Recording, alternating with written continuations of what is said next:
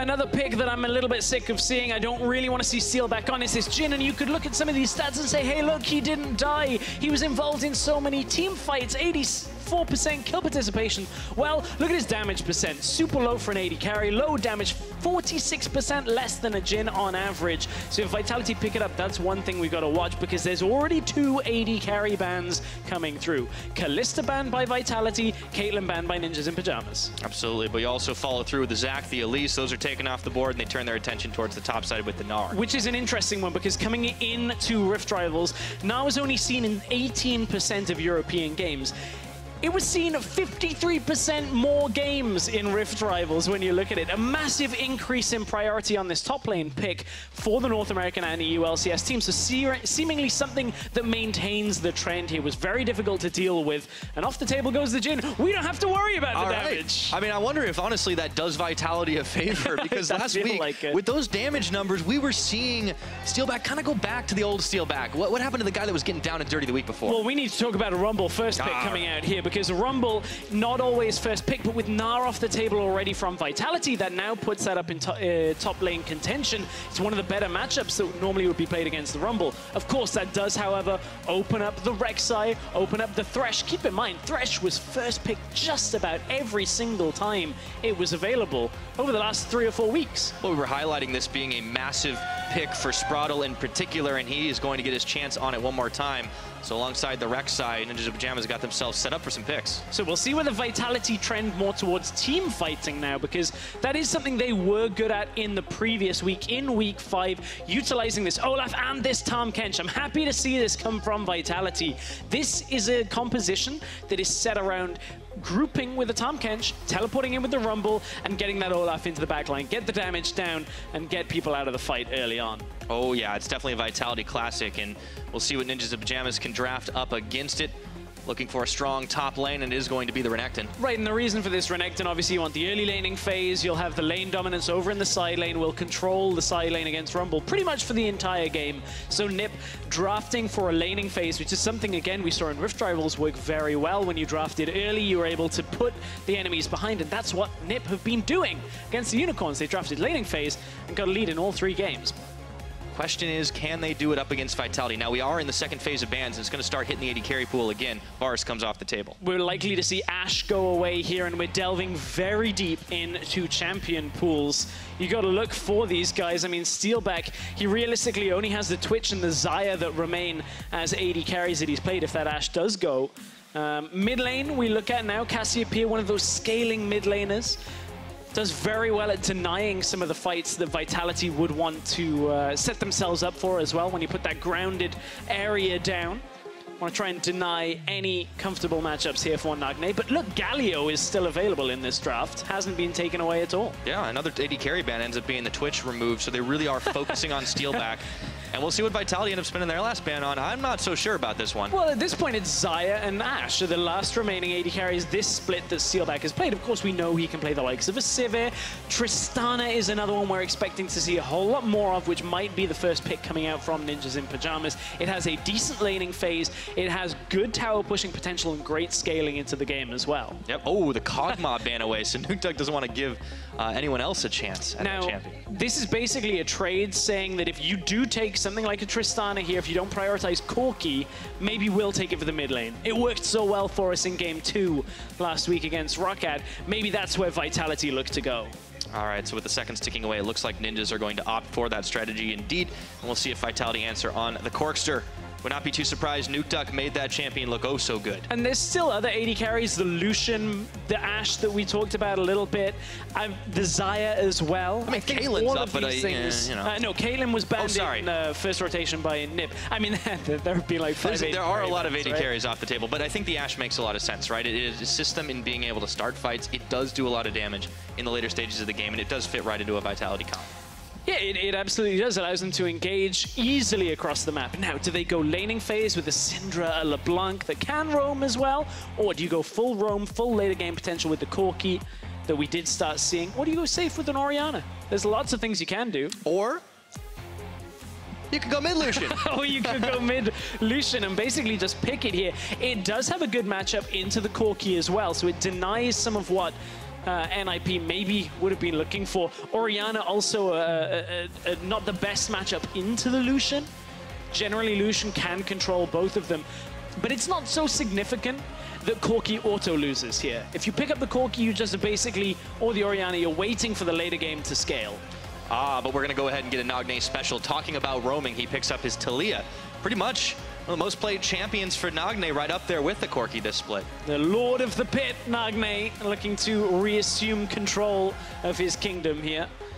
We'll see how far the game gets for sure. Ninjas and Pyjamas still needing to pick up a win. They had a crucial game victory to snap the losing streak, but unfortunately weren't able to take down the mighty Unicorns before Rift Rivals. We'll see if they can beat Vitality here today. So looking at the compositions overall, Vitality, Tahm Kench, Ashe, engage potential, team fighting around that Rumble as well. Decent damage, and then we'll see what Nukeduck can get done when he's looking to go out to the side lane and come back in. Maybe we'll see Vitality even group on the side lane here if they can find somebody. Bring Tahm Kench, bring the Olaf to assist Nukeduck. On the other side, you got tower potential when you bring a Taliyah over with the Tristana as well, the Thresh alongside.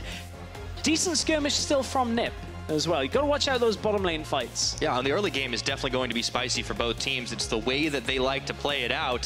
So we could be in for some serious action early on, and it's up to you guys on Twitter to see who you think is going to come out ahead. Don't forget to hop on there at LOL Esports is the place and tweet out hashtag VIT win or NIP win, depending on who you believe is going to take the victory. Both teams down in the standings, needing as many wins as they can get. And this is one of the more manageable matchups we are likely to see, especially in the half weeks of cross-group play, the back half, I should say. We'll see how it all goes down, and I'm really expecting a whole lot of early action, especially out of the NIP team if they want to try and shut down Vitality, who are looking oh so much better. The fans are excited. We are ready to rock and roll on the Rift for week 6 of the European LCS. And of course, NIP running out of opportunities like this that you were talking about, how important it is in cross-group play to take games off the other bottom half of the table teams. And of course, NIP still without a series win. Picking up a game win against the Unicorns is nice, but it doesn't get them any closer to staying in the league. This is one of the most critical games they're going to have all split long. Yep, remember before the Unicorn series, they actually had lost out to the Mysterious Monkey, so everyone else in the standings they've already had a crack at. Vitality are looking to start this one off heavy, though. All 5 members on an invade spotted out by HeaQ, which means NIP are going to be able to get some free wards down on the bottom side. Yeah, at this point, just wanting to see whether that Rek'Sai is starting off on the Raptor camp. Seen a couple of different starts, a couple of different early, you know, with the experienced Quints, you can go aggressive into the lane on level 3 early on. But just trying to scout out for any starts that would put someone like a Nukeduck in trouble. Vitality definitely taking the team fight mentality all the way through, though, with that 5-man stack. Obviously, it's a little bit of cheese, but you know they're retreating back into the brushes and not going to be starting on the Raptor camp to kick things off. Yeah, I mean, realistically, nobody necessarily gets those early game 5v5s, but what Vitality do is they group on the bottom side. Look at where Vander and Steelback are poised. This is for one of these quote-unquote super leashes that people were talking about a whole lot, where Olaf starts on the Raptors, you move down towards the red buff that was already started off by the bottom lane, and then they actually head back. But they didn't end up taking any damage from the red buff, and the reason is Sprattel and HeaQ were already in lane in the bottom lane and moved out into the wave. They cannot afford to lose this experience, otherwise Tristana Thresh has a surprising amount of damage and engage potential level 2. If Vander doesn't have that Devour, you very easily lose out a trade early on. Yeah, I don't want to give that advantage up to the opposing bottom lane as we kick off that laning phase here between the two of them. So that's going to make it a little tougher for Djoko here. Obviously drops lower off the red buff, having to tank it all up himself. A little bit lower on the mana is one of the important ones, because Olaf is a mana-hungry jungler, typically likes to start up on the top side for that blue buff, and this is where HeaQ has the potential of going aggressive, because he knows Djoko is going to either be out of mana or out of health. If Djoko can secure the blue buff for now, it might be enough that HeaQ can't take him on fully. And Djoko knows. Just send the Prey Seeker. So Joko's able to secure up both of his buffs. HeaQ started for the full clear on the top side and hadn't gone back to the bottom. But Djoko definitely needs a little bit of time, right? Olaf is one of his special kind of signature champions. He loves to play this guy to set up fights, to get into the backline, as you talked about in the pick and ban. This is what they want for the later stages of the game. He doesn't have to get in and start ganking to start things off. He's got a bit of a tough time in this game, though, because HeaQ, of course, will have that rocket jump available during most of the fights, so it's unlikely that NIP are going to be able to, or sorry, Vitality and Djoko will be able to take down the carries of NIP that easily in a fight. But that's where the rest of Vitality come in. Look, you've got a lot of damage that'll come from the Lucian, from the Rumble. This isn't a team composition that is meant to get these early leads and hold them throughout the entire game. They can, but certainly up against the likes of a Renekton, can be difficult for this Rumble to output a lot of presence, but already being good up in that top lane. Yeah. But that's also a comfortable pick for Cabochard, right? Like, we've seen him play a lot of this champion as of recent because this is the style that they want to fit into on Vitality. It seems like Yamato Cannon's kind of having this effect on the team, pushing and pushing and pushing for this certain play style that they are starting to get pretty good at. Yeah, they're getting a lot better at this. The grouping playstyle. Had a good opportunity to talk to Yamato Cannon last week when he was on the analyst test, or 2 weeks ago, if you'll excuse me. Time is difficult. Talking about how the mentality of grouping is. It's working better. However, early game trade for now. Yeah, Djoko's gone for a ghost here. Nukeduck is incoming, dashes forward, relentless pursuit, sends out his W, but Nagne is there to stop it up, and there will be no first blood here. HeaQ on the rough end of a lot of that trade. Now, he knew there wasn't many camps on the bottom side jungle for him to take in his own jungle, so he tries to go aggressive into the enemy jungle, and then realizes, oh, I actually can't do too much against an Olaf this early on. I'm only Rek'Sai, and that's a bad trade when you're already behind. So Djoko getting the better of that exchange. Yeah, that's great for Djoko, as he does want to buy a little bit more time. For NIP, talked about their gold leads, how they were able to get an early setup against the likes of the Unicorns of Love. You got to think they're going to be trying to do the same thing because they have the ability to push onto towers, to dive early on. But so far, HeaQ has kind of not been able to set up a whole lot successfully.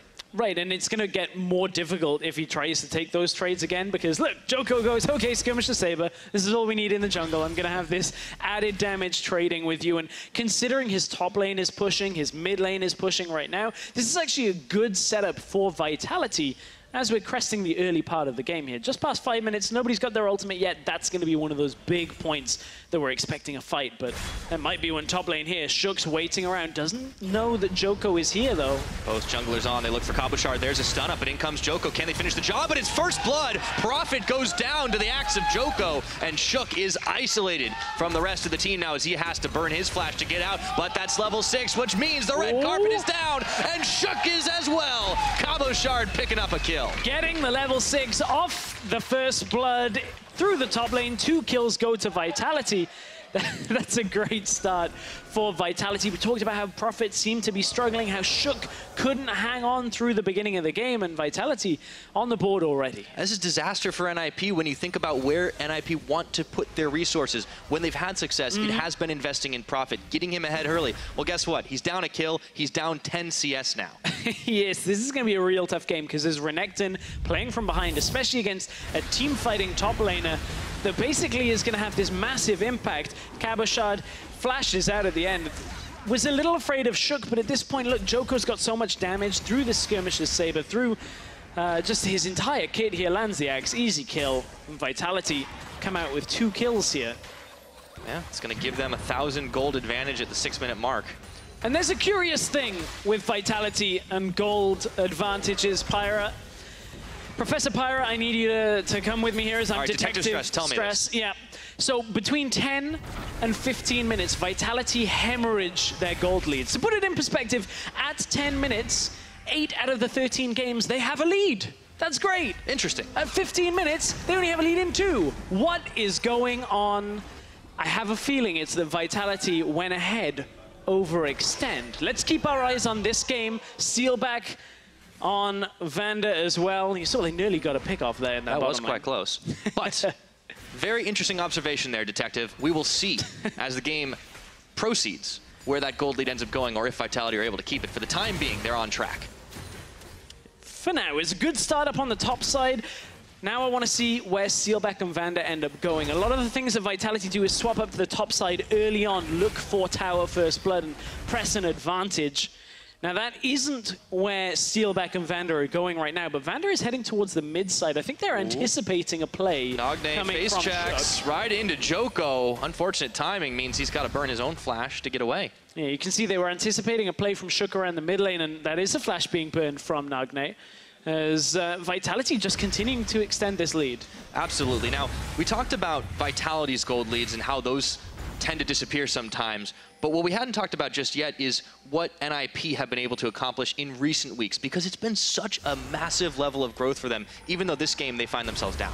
Yeah, you can see weeks 4 and 5, big increase, and remember that includes the Unicorn series, but this fight is more important right now. Prophet again, top! Oh no, he's already burned his flash, and Cabochard's able to char him down. Shook is late to the scene of the crime.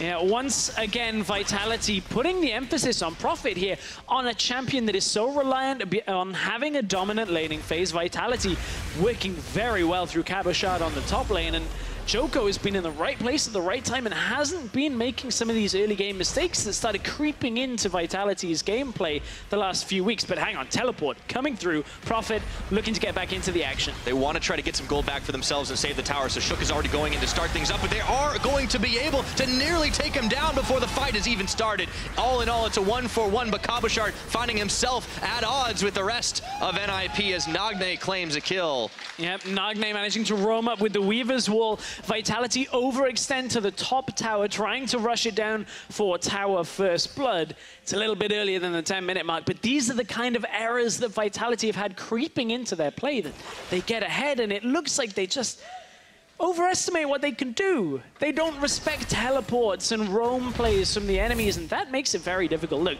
this teleport comes out early on. Cabochard and Djoko commit to taking this tower down, and then they think they can take out Shook. Shook manages to dodge a lot of the damage and stay alive for a little bit longer, just long enough so that the rest of the team can arrive and pick up 2 kills. But that's the kind of mistake that Vitality don't need to make in this game. No, you're right, and this is the overextension, a little bit of what you're talking about. It's happening in the top lane as opposed to in the bottom, but for NIP, they're still losing out on some of this damage and some of this pressure from Prophet, because he is always the win condition on those side lanes and finds himself down a significant amount of gold versus what Cabochard has. Meanwhile, a little bit of a trade in the mid lane. Djoko was a little late to try and finish off Nagne. But looking at what NIP can do, we've talked about how top lane maybe doesn't work out so well if they're so far behind, but look, this Tristana, we've seen do very well late game. Now they want to play around Tristana. Double knockup. There we go. Hook not going to go the way that Sprattel was trying to predict, but he is able to get a flayback, flashing Steelback, getting under tower range, and even Vander's going to live. It was a nice attempt by NIP. Of course, it's changed so that you can only knock up one champion, but if Tahm Kench has devoured him, counts as a double knockup, kind of, right? You get 2 for 1. Both. You get 2 for 1. It's it's a special. Hey, but all that's happening, though, Vitality do knock down the top tower. Right. They're keeping this gold lead going. Yeah, now exactly. we start that timer. Are we going to see that evaporate? Yeah, we're in that 5-minute window. It doesn't happen every time, Pyra, but certainly it has happened enough to start wondering about. But this is the kind of play that I like to see Vitality making. Is they play defensively on the bottom side with the Tahm Kench. It's why I think it's such a good pick for Vander, is it has a second facet to it, which we will see soon from Vitality. Defensive play in lane, aggressive play on the map once those lanes are open. Absolutely. So we've seen 1 tower knockdown already. We'll see if the dual lane on Vitality's side will start to take that out onto the map a little bit more. And that's how Vitality have been able to accrue and keep these gold leads going in their successful games.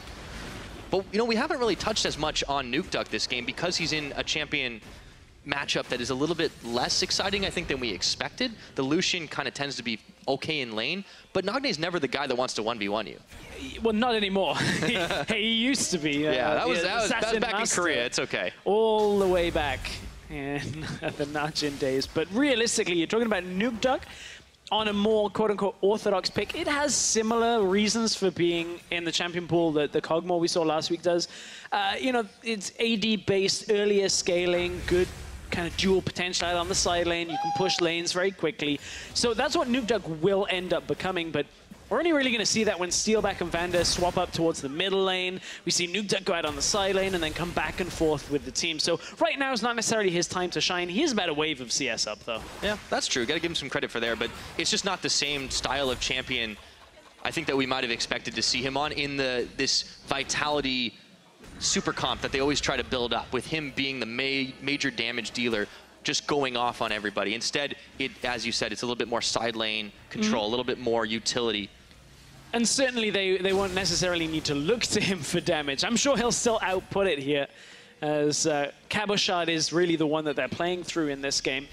Steelback, we talked a little about him earlier in the day. He's going to basically just need to fire arrows and hit people, and that's fine as long as he does that.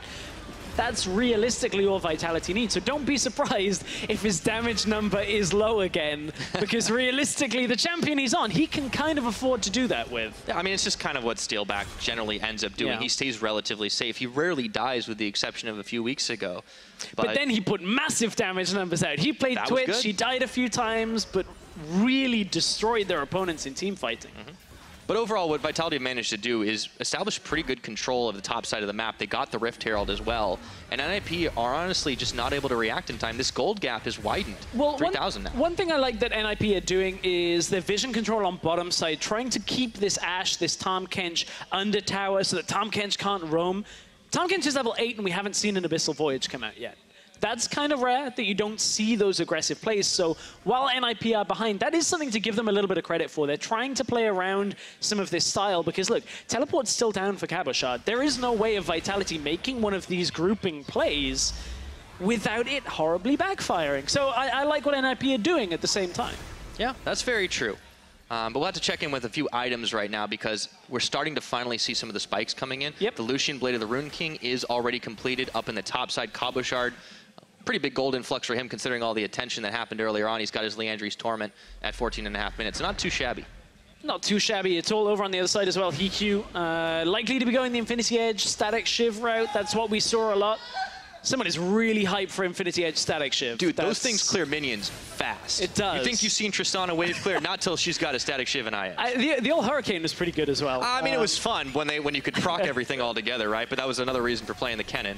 I have a feeling it was about the ward more than anything. Oh. Ooh. Nice dodge, okay, Djoko. well, not even sure if you saw that hook. This is with half a minion wave, so I feel like it was about to expire for Djoko, so they want to get some damage down here, but without a minion wave, they bring Vander in. It's 4 members of Vitality pushing forward. They won't get the tower from this, but it's kind of one of those use it or lose it moments. I'm not sure exactly on the timing left, but certainly had been a while since they picked it up. I think they're going to be able to do this. The Ashe Arrow does split the uprights, but it's just enough for Vitality to finish off the tower. That's number 2.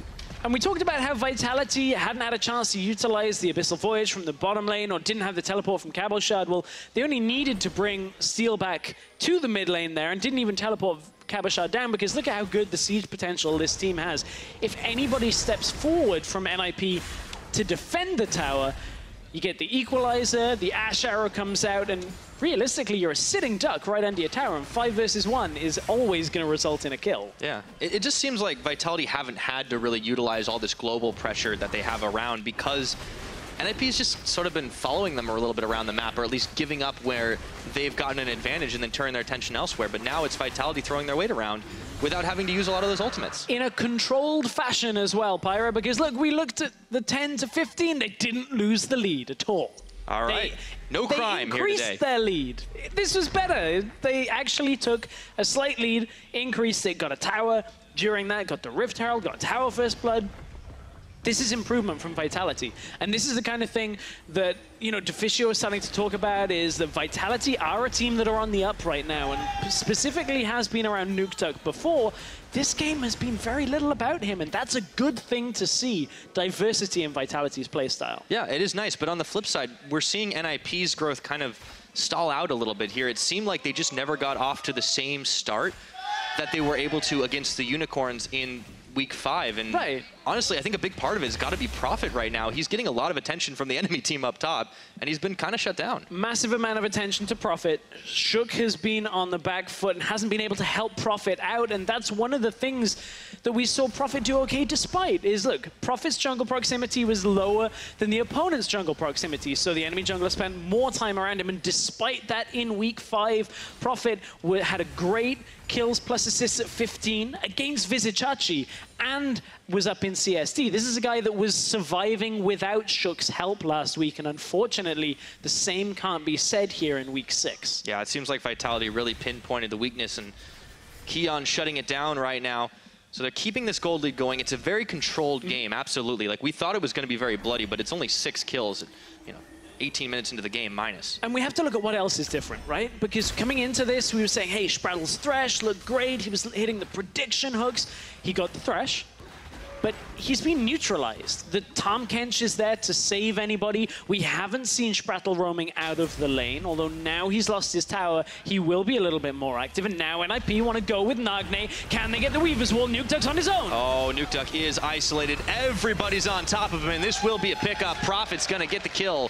What can Vitality get in return here? Importantly, Vitality used their teleport to try and get to that as well, and actually cancelled it. So, may end up being a benefit for NIP in the next couple of minutes here. If they cannot get Rumble into another fight, that could be very detrimental to this skirmish-focused team. Whereas we said, NIP, if they can get themselves a hook, if they can get into a fight, they still can deal a lot of damage. Absolutely, but they're going to need a little bit more damage to do it. Prophet, he got that kill in the last engagement, but he's only picked up his Black Cleaver, has a Hex Drinker as well to make sure he didn't die as much in lane. Well, good luck with that one. Anyways, down on the bottom side, you can see Djoko and Cabochard are finishing this tower off. They just are a few steps ahead. Right, the difficulty is NIP don't have anywhere to respond. You look towards the top lane, and yes, Nagne is pushing, but that's exactly where Nukeduck is going.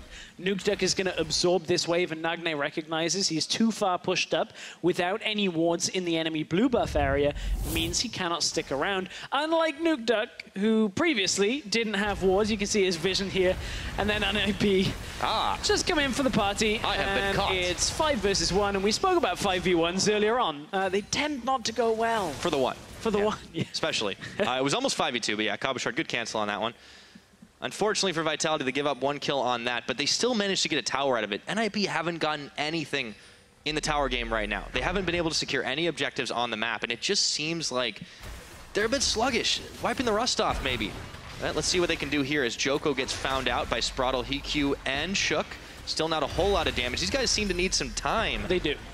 They need more time on this Tristana. They realistically need to get past 3 item point for Tristana. Is when you can really start. They're really excited for 3 item Tristana. I know. It's every time we're talking about Tristana. It's a fantastic champion. I know, right? All right. So here's where we're at right now. Right? They got to check in with this. We're 20 minutes. This gold lead is still slowly increasing. It's still creeping upward because Vitality now have 5,000 plus in the lead. They've got the Cloud Drake, so they can go a little faster, they can move around the map, make these rotations, and their vision is kind of strewn all over the NIP jungle. But other than just getting this Tristana to the later stages of the game, like, how can NIP right now shut them down if they're not really overextending minus that Nukeduck play? It's difficult with catch compositions when the enemy have vision control. The type of vision control you're talking about here, where there's multiple wards in one side of the jungle for Vitality, so they know they don't ever need to go on the other side. As long as they're playing around the Baron like they are, look, the wards that Shook has to clear is significant enough. So it is difficult for them to get back into the game. It's going to have to come from Nagne utilizing the Weaver's Wall, Sprattel trying to get that hook. But as you said, if Vitality aren't giving them opportunities, you can't really create those plays with any kind of consistency. And that's very, very difficult for NIP to find an answer to right now. So it's stop the bleeding. That's the mode that they're playing in right now. And at least HeaQ will be able to continually farm away. He has the static shiv completed, so 1/2 of that recipe. Realistically, NIP need to be close enough to Baron and Vitality's next objective attempts to defend against it. Not to allow Vitality to just put this Lucian anywhere near Baron, or maybe utilize the Tahm Kench and push it down. Same with the tower, but not so close that you're contesting for a fight at all points in time, because you don't want to fight this Vitality team right now. You are not strong enough to fight it, and that's a very dangerous thing to do. Here comes the Weaver's Wall. Tahm Kench devours over the wall, solves the problem of no flash on Olaf, doesn't really matter, and Vitality now have to back away for another wave, but this onslaught is coming again. They didn't realistically use anything there. Yeah, and it's a little unfortunate for Nagne. He can't build his wall high enough to really keep out the Tahm Kench from saving anybody over the side. Nukeduck was also able to hop it over, and they can just have their pick of the NIP jungle. And speaking of NIP, they're all stacking around this Baron. It seems like this is what they're fixated on. You got to expect they will be able to realistically react in time should Vitality go for a play here, but that's some time away. Yeah, it's all about the vision control right now, because the fact that bot tower has died so early leaves such a long lane, and I'm talking about the inner tower of NIPs, it leaves such a long lane, there are no objectives on the bottom half of the map, realistically, once they've taken this dragon, for Vitality to actually secure. So now, Vitality are forced to play topside with control around Baron. And NIP, that means you have to fight that Baron control even more so, because there's nowhere else that Vitality are going to go. It's going to be Ward's top half of the map, try and set up for pick around Baron, and if you overstay too much, maybe Nukeduck pushes bottom lane, but realistically, he's going to have to come across to the team, because if you force a fight, he doesn't have teleport. Vitality cannot afford to fight 4v5. Yeah. I agree. It's pretty exciting when they're going to get caught like that. Okay, so Vitality, 4 members on the mid. They're going to try to rush this down. 5 now with Nukeduck. They might try to commit as much as possible, but no, they realize Shook is over the side of the wall. They are playing this out so carefully and so conservatively. They're not giving any chances. Assuming that Prophet and the communication with the rest of NIP is on point, they know they're not engaging anytime soon. Prophet maintains the push in the bottom lane, actually rushes down to try and push this wave further back away. Try not to allow Nukeduck to come and get anywhere closer. Here comes a Vitality attempt on the side lane. We talked about this. Voyage, and in comes the Culling Prophet, tanking up every single shot as he has to flash away from the tongue. But the damage is now done. Flash is down. Next time this happens, maybe you get the kill. We talked about this coming out of Champion Select. It's Nukeduck on the side lane. Vander tries to make the play with Abyssal Voyage. Now they get the flash. And this is the big issue, right? If you are a Renekton that doesn't come out of the laning phase at least even or ahead, you can't really 1v1 anybody. And this is what Prophet wants to do. We've seen him growing. We've seen him improving. The Prophet that we expected from SKT starting to come out, but in this game, he's been shut down. Yeah, got camped early game. Vitality transitioned that into a tower kill, now into a mid lane tower kill after getting that flash from Prophet in the bottom lane. So this is the difficulty that we're talking about from NIP. If Vitality play this out carefully and correctly, there aren't many opportunities for NIP's composition to come back, save for these late game fights. Now, itemization-wise, Tristana is at 2 items, waiting now for the next item. We've seen a lot of rapid fire cannon being the 3rd item on Tristana. Of course, has fantastic auto attack range. The later the game goes, scales obviously with her level. Plus rapid fire cannon on top of that. Well, there's a lot of potential for really going off, but HeaQ is significantly behind Steelback and Gold right now, and that's the difference you can see with the Zeal being picked up as well. So it's still difficult, and you consider the fact that because they have so much extra gold to work with, Vitality, that's a couple of control wards on just about everybody, right? Everybody except Nukeduck. He's a little too lazy to buy him. But they're able to secure all this vision up, and Djoko can just freely go in, clear away the blue trinkets time and time again. Vitality are in no rush to win this game. No, they're not. They don't realistically have to be either. Although you would like to see teams press their advantage, they are slowly increasing their lead. Getting a tower every couple of minutes now, a dragon when it spawns, Mountain Drake will be next in a few minutes time, but here's the engage. Ashe arrow, but the Lantern is going to get shook out. Meanwhile, HeaQ was on the other side of the wall, but he is safe enough to his teammates. And on this exchange, what you're trying to do is you're trying to trade the Ashe arrow cooldown for the Renekton teleport cooldown. You want that exchange to go in your favor because Vitality, look at their comp. They can just say, no, we don't actually want this fight anymore as soon as that teleport starts. And that's why they didn't fully commit.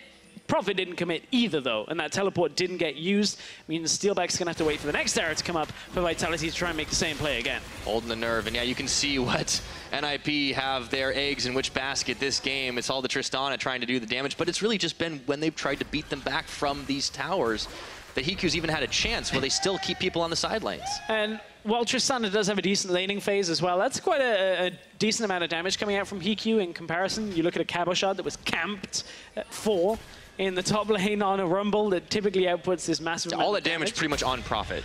But we also haven't had a massive number of skirmishes and team fights. Here's the play again. Talked about it. Flash is down.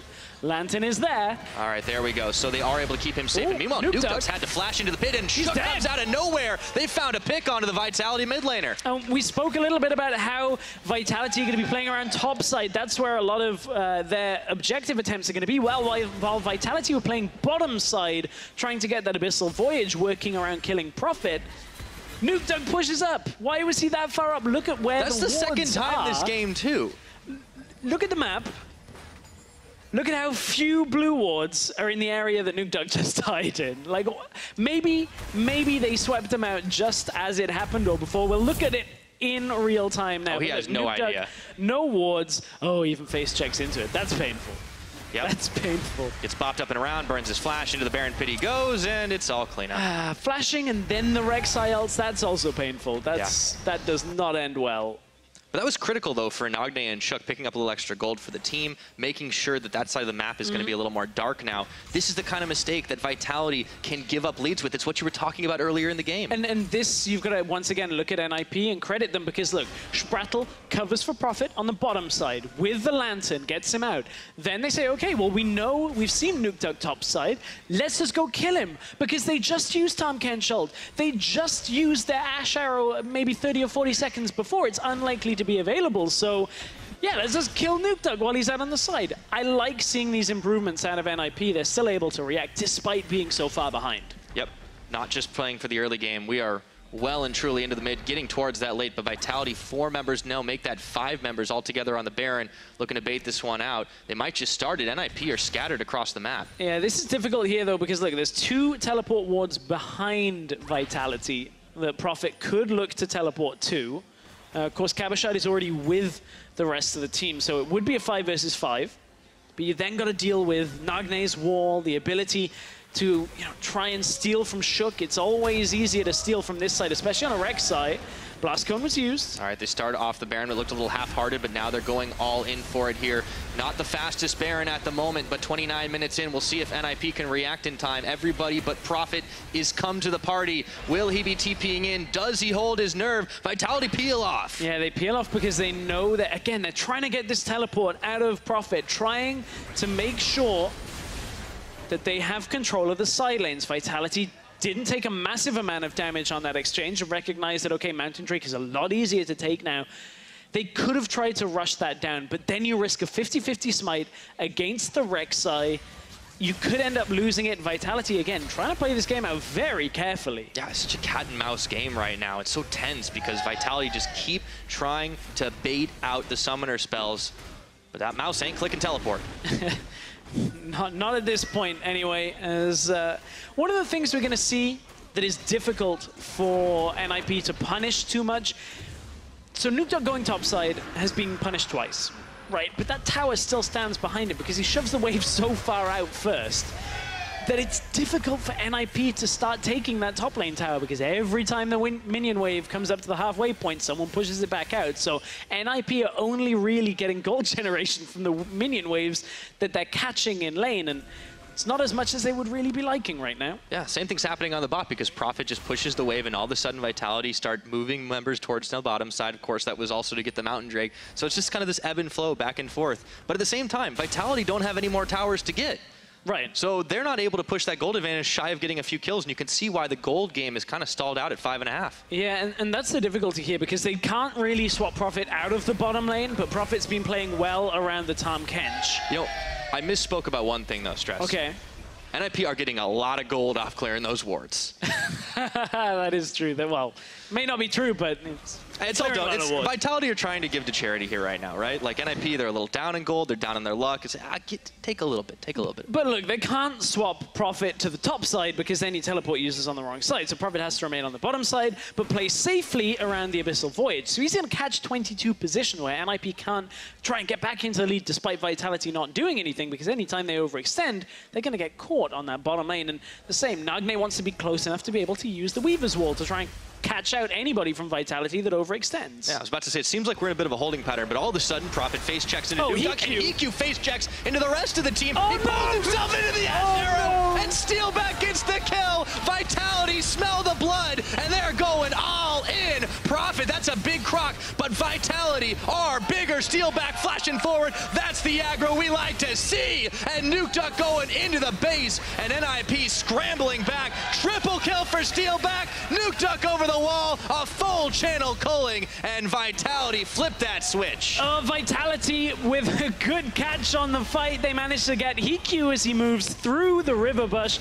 then just connect with the arrow. Steelback probably wasn't expecting to get the AD carry there, but HeaQ takes the Lantern, aims it at the Thresh, maybe intentional out of Steelback. Let's give him a little bit of credit for it. Knows that he's likely to get it if that Lantern gets taken, and Vitality, 3 kills, tower in the middle lane, inhibitor and the Baron. That realistically has put this game so heavily in their favor now. That's a 10,000 gold lead, just about. All right, well, it was holding for just a second, but an ill-fated pair of face checks, and HeaQ goes too far forward. So, does Steelback fire the arrow before the lantern is out? No. Okay, he waits, fires it at the Thresh. I'm going to call that intentional.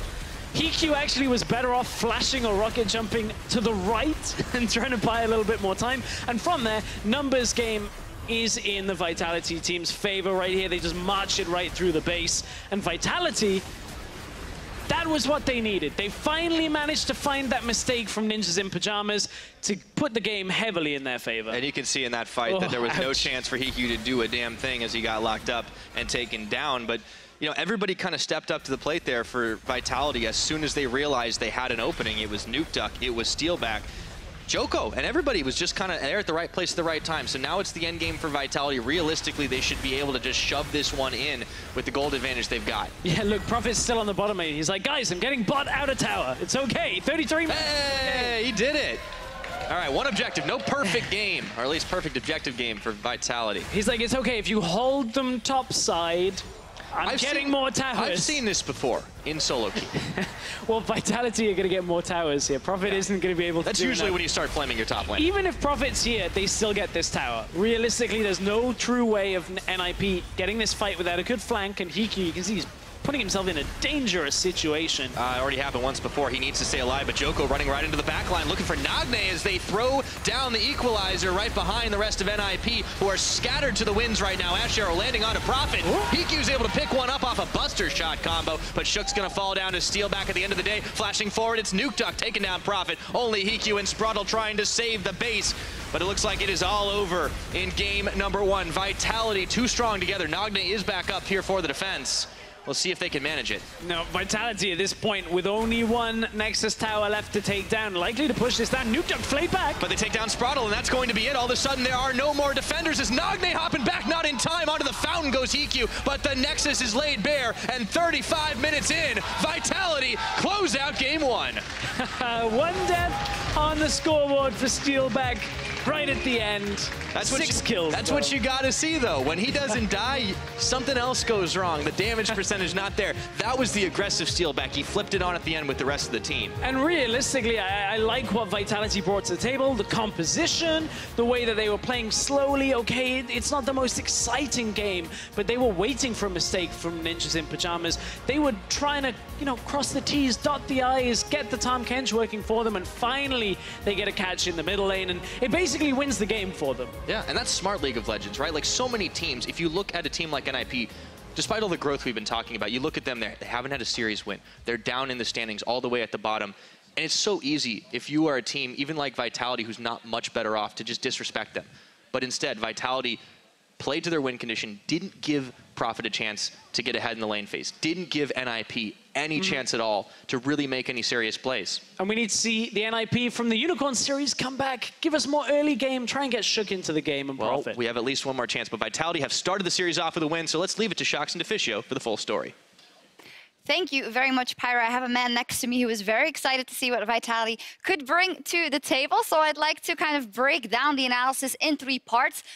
2 things that they did very well, and 1 thing that wasn't so good. So let's start with the good. I think the early game was something that was also completely from their initiative, from Vitality. They had the right initiative. They made Djoko made the early moves, and they got themselves the advantage. Exactly. Djoko is always a guy we're looking at. Sometimes it's because of some bad plays, and sometimes because of some good plays. In this game here, he gets his comfort pick in Olaf. He's super active in the early game, especially around the top lane. This was the first setup. He even gets shook right after as well.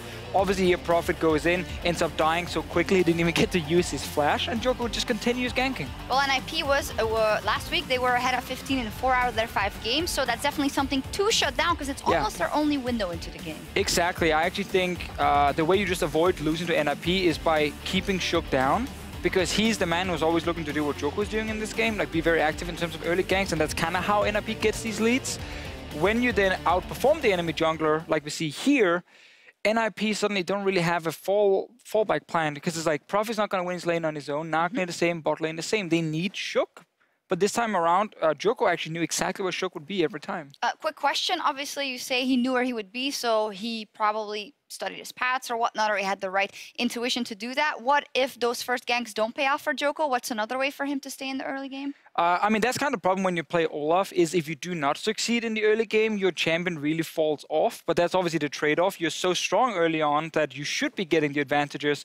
And just to go back to the reading part, like, there was a Renekton on the other team. Very common, the enemy jungler will go to his lane and try and gank for the Renekton against a Rumble who's just pushing, pushing, pushing. That's why Djoko was there in the first place and got that counter gank. So he obviously took a risk by picking the Olaf, to say, I need to have a good early game, but I believe I can get it. And then he obviously showed that he could actually get that early advantage. So he delivered on that, and the team was doing quite well. But then we come into the mid-game to have a 5-6K gold lead. And you were talking about something very interesting during the game, the fact that European teams tend to try to go for that 1-3-1, whilst NA teams sometimes go for the 1-4, which is easier to execute, but a better game plan in a lot of ways. Yeah, so quick explanation on these numbers here, because we say them a lot, but we don't often actually really break down what exactly they mean. The 1-3-1 is the split push style, where you have two guys in, of course, the side lane split pushing, one on top side. Then you have three guys in the mid lane, often the support, the AD carry, and the jungler.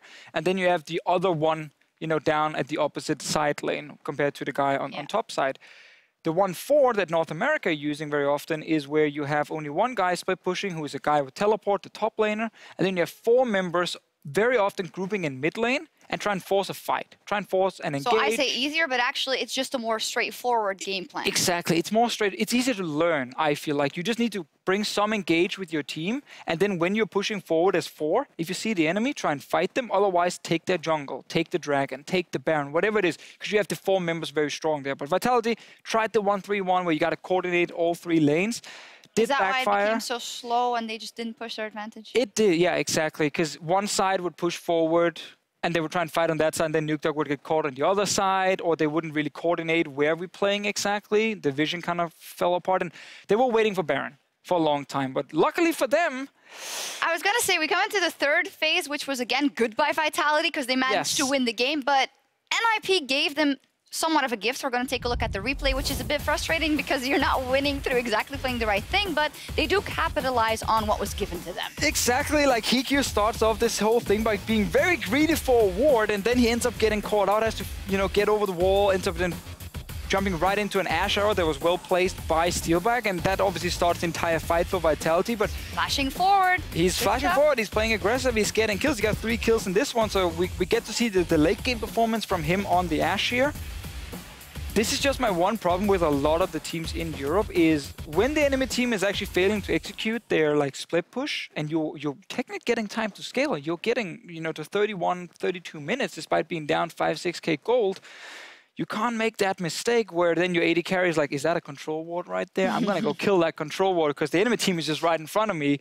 And you actually end up, in that case for NIP, kind of gifting Vitality a fight that they didn't get you know, a win from and a Baron, and then suddenly the game is over. So that comeback mechanic that NIP could have been looking for, because Vitality were struggling to close it out, you kind of just throw it on the ground when you make a mistake like this, and you get punished. Obviously, that from NIP, not a good move. It allows Vitality to completely end the game, but we were in a deserving spot to take it, I believe. So are you still as optimistic as you were before we get into Game 2 about Vitality? I mean, I'm hyped about Vitality, especially when they play against the other bottom teams, because I think they are just a step above them, and I think we saw that in this game as well. Obviously, there are still a few things they're working on, but I know Yamato Cannon is a big fan of the 1-3-1 split push, so he will for sure sit and talk to the team right now about the few issues they had, how do they fix them for next game, and yes, I am still hyped I'll about be Vitality. Hyped with you if they clean it out 2-0. They will, so 2-0 Vitality. Well, Vitality just one win away from taking the series against Ninjas in Pyjamas. We will be right back for round 2 after this.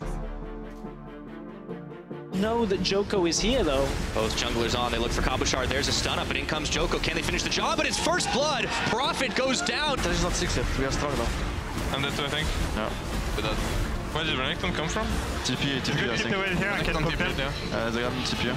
Come on, Nukeduck's had to flash into the pit, and she comes out of nowhere. They found a pick onto the Vitality mid laner. All of a sudden, Prophet face checks into Nukeduck, and HeaQ face checks into the rest of the team. He pulls himself into the arrow, and Steelback gets the kill. Vitality smell the blood, and they're going all in. Prophet, that's a big croc, but Vitality are bigger. Not in time, onto the fountain goes HeaQ, but the Nexus is laid bare, and 35 minutes in, Vitality